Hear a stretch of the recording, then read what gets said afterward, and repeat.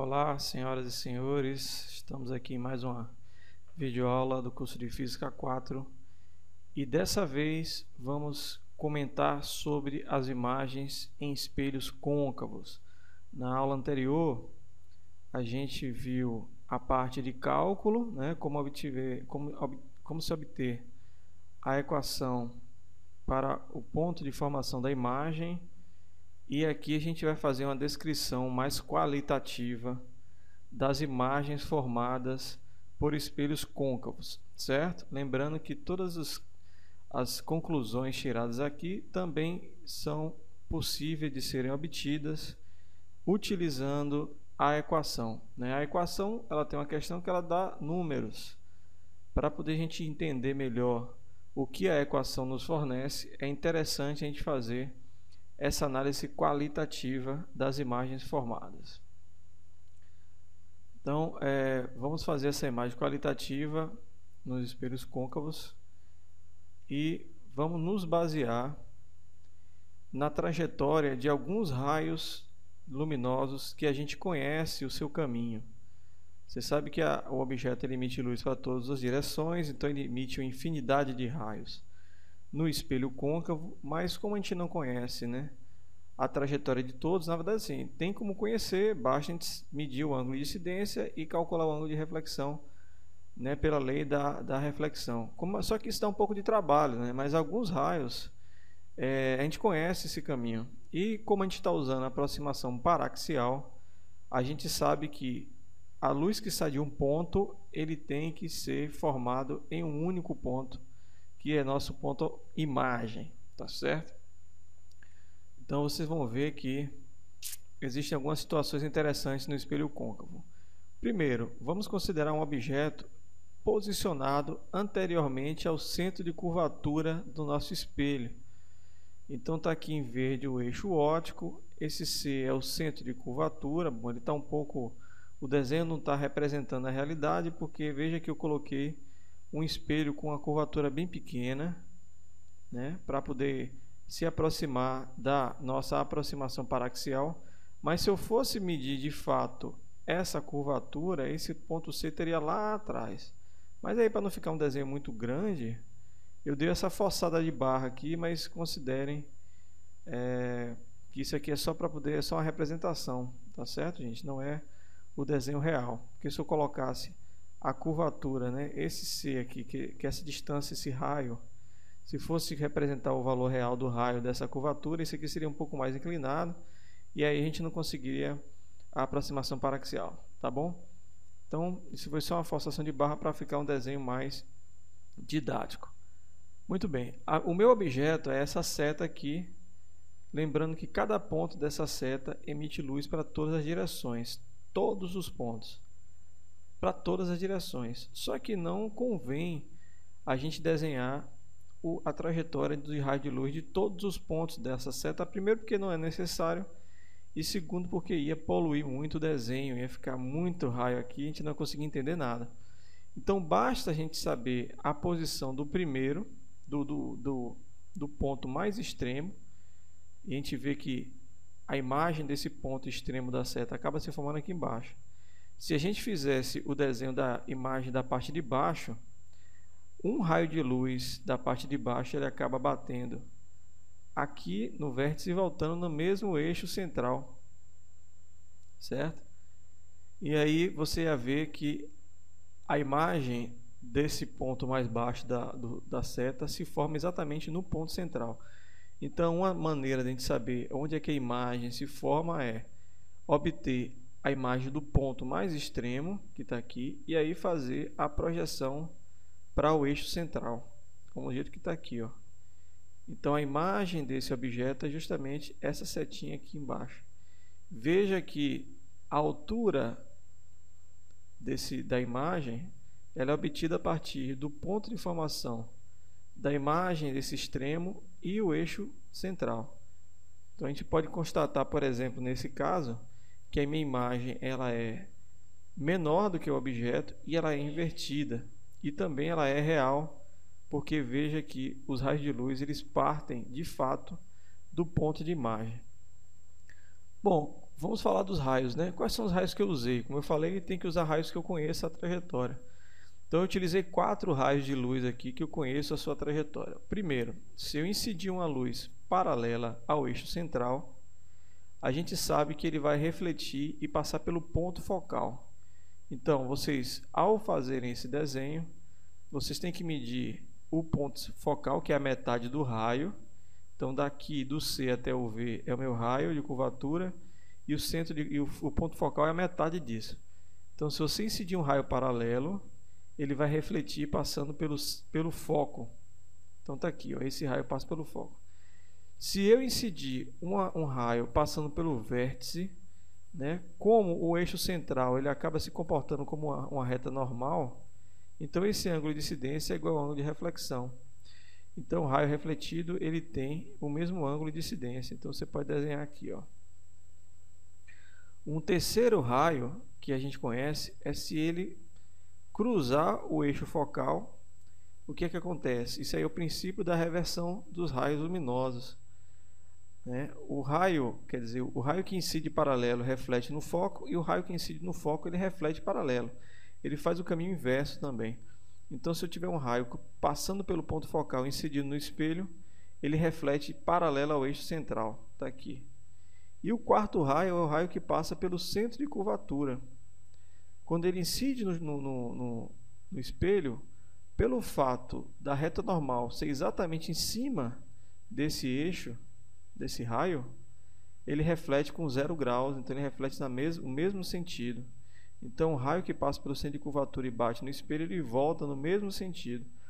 Então, se você fizer esse desenho criteriosamente, né, medindo tudo certinho, a distância focal, né, incidindo paralelo, vocês vão conseguir obter os 4 raios cruzando o mesmo ponto. Então, uma pessoa que observe esse espelho daqui, né, que esses raios de luz atinjam o olho de uma pessoa, qual é a impressão que o cérebro vai ter? Ele vai pegar o ângulo de divergência desses raios e vai convergi-los na mente e vai formar uma imagem exatamente aqui de onde saem esses raios de luz. Então, o cérebro vai ter a impressão de que existe um objeto exatamente aqui, né? Como eu falei e repito várias e várias vezes, o cérebro tem essa impressão porque, de fato, se você colocar um objeto exatamente aqui, do jeito que está essa imagem, a gente vai ter, né, a emissão de luz do mesmo jeito que está acontecendo aqui. Você vai ter a ponta emitindo luz para todos os lados, né? Os demais pontos da seta emitindo luz para todos os lados. Lembre-se que, apesar de não estar desenhado aqui, cada ponto dessa imagem está emitindo luz para todos os lados. É porque a gente não precisa desenhar todos os raios, mas se você quiser, só para experimentar, né, tenta desenhar, por exemplo, do meio da seta. Use esses 4 raios que você conhece. Na verdade, só precisa de 2, né? 2 raios que você conhece, um paralelo refletindo aqui. Você vai ver que ele vai cruzar exatamente no meio da seta aqui, tá bom? Então é assim que a gente faz para poder obter a posição, para a gente ter uma descrição qualitativa da imagem. Então, se o objeto estiver atrás do centro de curvatura, a gente encontra uma imagem real, invertida, né, ao contrário, e menor do que o objeto, certo? Só uma observação importante, gente. Imagem real e imagem virtual, para o olho humano, não faz a menor diferença. O olho não consegue distinguir se a imagem é real ou se é virtual, certo?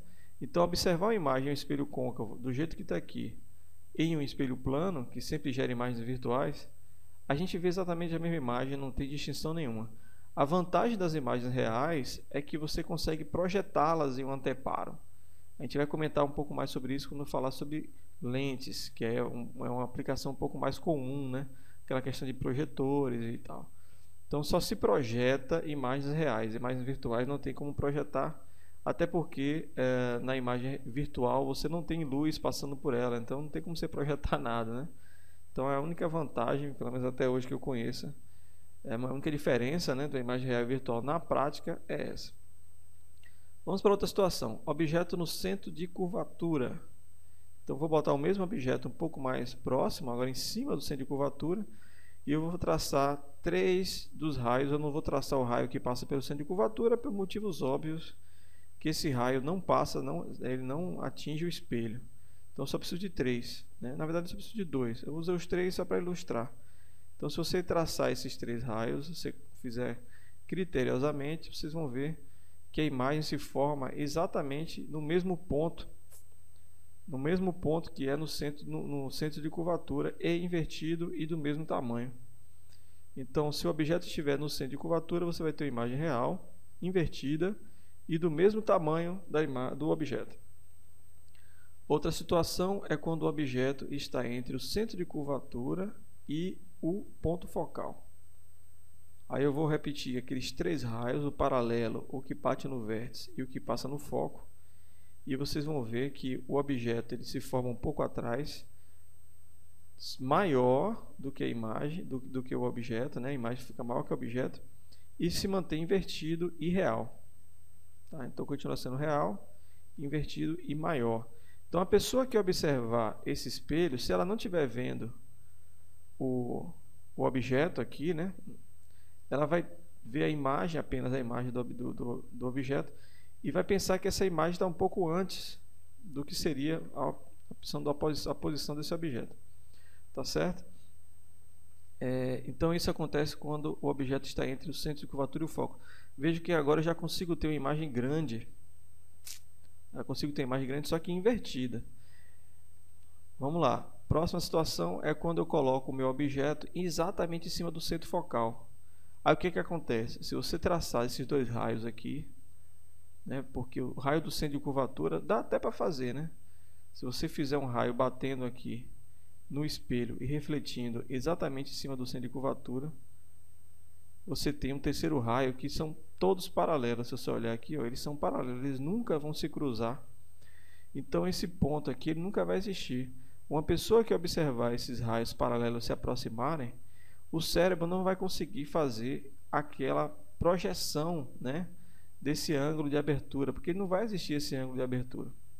Então o cérebro não vai conseguir formar uma imagem. Se você observar o que acontece no espelho côncavo nessa situação, você enxerga uma mancha, né? Você não consegue ver a imagem real. Então nesse caso não existe imagem. A gente chama isso de imagem imprópria. Então não tem como classificar se isso é real, se é invertido. Simplesmente é uma imagem imprópria, ela não existe. Ok? E o outro caso é quando eu boto um objeto entre o foco e o vértice. Ó, aí se eu fizer o raio paralelo, ele vai refletir no foco. E se eu fizer o raio que bate no vértice, ele vai refletir com o mesmo ângulo de reflexão, né, formando esse desenho. Aí vejam, a pessoa que observar esses raios que estiver aqui atrás, o que é que o cérebro faz? Ele pega esses 2 raios, vê que esses raios estão vindo de algum lugar e calcula essa distância e vai ver que o objeto ele parte daqui, de trás do espelho, certo? E diferentemente das outras situações, o raio ele não sai exatamente daqui, né? Como acontece aqui, como acontece aqui, como acontece aqui. Ele não sai exatamente daqui. Por conta disso, essa imagem ela é virtual, só que dessa vez ela é direita, não é mais invertida. Ela está no mesmo sentido do objeto e ela se forma maior do que o objeto. Quanto mais você aproxima o objeto do vértice, mais essa imagem vai ficando do tamanho do objeto. Então, para você ter uma imagem bem grande com espelho côncavo, você tem que colocar o objeto um pouco depois do foco, porque você tem uma imagem bem grande e direita. É o que acontece com aqueles espelhos côncavos do dentista, que coloca atrás do dente, né? Então imagine que essa seta seja o dente. Então, como você coloca bem próximo aquele espelho côncavo, o dentista ele vai observar a imagem do dente bem maior, então ele consegue ver os detalhes e não vai estar invertida, né? Então a grande vantagem é essa, certo? Então, só que para isso o espelho tem que estar bem perto do objeto, tem que estar entre o centro focal e o vértice, né? Como em geral esses espelhos eles têm um centro de curvatura muito grande, porque você vê que ele quase não curva, a curvatura é bem pequena.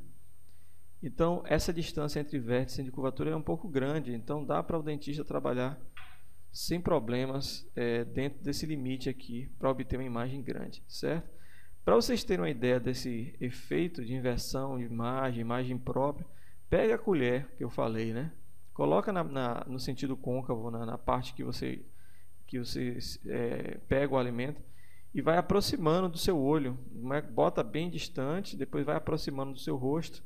E você vai ver que quando você está distante, né, no caso aí, seu rosto vai ser o objeto, né?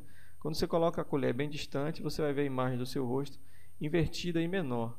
À medida que você vai aproximando a colher do seu rosto, você vai vendo que a imagem vai ficando cada vez maior, invertida, aí ela vai ficando grande, grande, chega a hora que ela fica infinitamente grande, que é o caso da imagem própria, aí você não vê a imagem real. E aí quando você ultrapassa essa distância, aí você passa a ver sua imagem maior e direita, né? Mas a imagem passa a ser virtual, mas você não vai ver diferença nenhuma, né? Como eu falei para vocês, o olho para o olho isso não faz a menor diferença. Façam essa experiência e relatem lá na plataforma para ver se funciona, tá certo? Vamos para um exemplo aqui que está lá no módulo. Exemplo 2.9, temos uma fonte pontiforme. Pontiforme, para quem não sabe, é uma fonte pontual.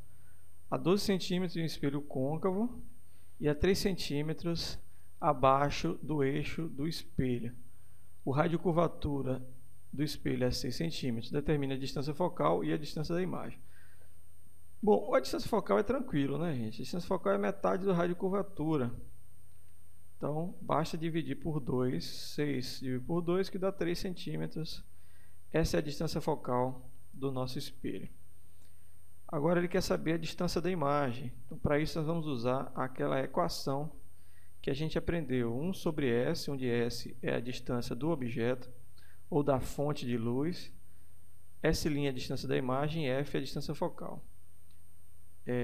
Bom, aí eu vou colocar esse termo para o outro lado subtraindo, para explicitar aqui o S'.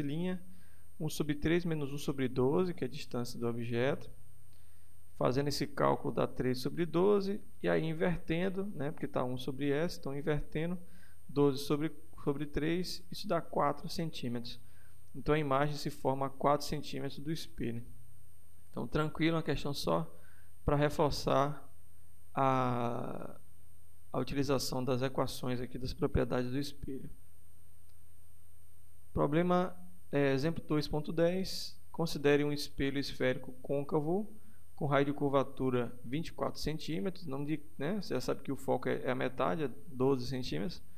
Apresente o diagrama de raios para localizar a imagem formada para um objeto em uma distância 24 centímetros a partir do vértice do espelho. Veja bem, 24 centímetros é o objeto, então está exatamente em cima do centro de curvatura. Olha só. É aquele problema, aquele desenho que a gente fez, né? Além disso, utiliza a equação do espelho para localizar e descrever a imagem obtida. Bom, o diagrama de raios é tranquilo, né? É aquilo que eu mostrei para vocês. Só precisa de 2 raios, não precisa de todos aqueles. Apesar de que o raio que você usar aqui, ele vai acabar passando no mesmo lugar. Até se você pegar um raio que você tenha que medir o ângulo de incidência e tal, vai acabar passando pelo mesmo ponto, certo? Mas só precisa de 2. Então está aqui do jeito que a gente descreveu. E para saber a posição da imagem, né, a gente acredita que a equação ela tem que dar uma distância exatamente de 24 centímetros. Então está aí, ó, se eu usar a equação, eu vou escrevê-la dessa forma aqui, ó, né, uma forma um pouco diferente. S' igual a SF, F vezes S sobre S menos F. Isso aqui é só um arranjo algébrico. Vocês podem acompanhar aqui, ó. Se eu jogar esse S para cá subtraindo, tá aqui, é 1 sobre S. Tiro o MMC aqui embaixo, que nada mais é do que o produto, né, F vezes S. E aí subtraio essas duas frações. F vezes S dividido por F dá o próprio S multiplicado por 1 dá S. Isso aqui é operação de fração, hein, gente? Isso aqui é primário. Então vamos relembrar disso aqui. F vezes S dividido por S corta, né? Fica só o F, que vezes 1 dá o próprio F.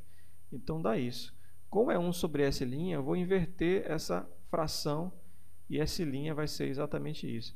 Aí eu substituo o foco por 12, o S por 24, e aí pá, 24 centímetros exatamente onde a gente previa, né? Então, de fato, a representação gráfica e qualitativa está totalmente de acordo com a minha expressão matemática. E aí nós temos a imagem virtual, real, e invertida, como a gente comentou, certo, galera? Então é isso que eu queria mostrar nessa videoaula de hoje e até a próxima. Fui!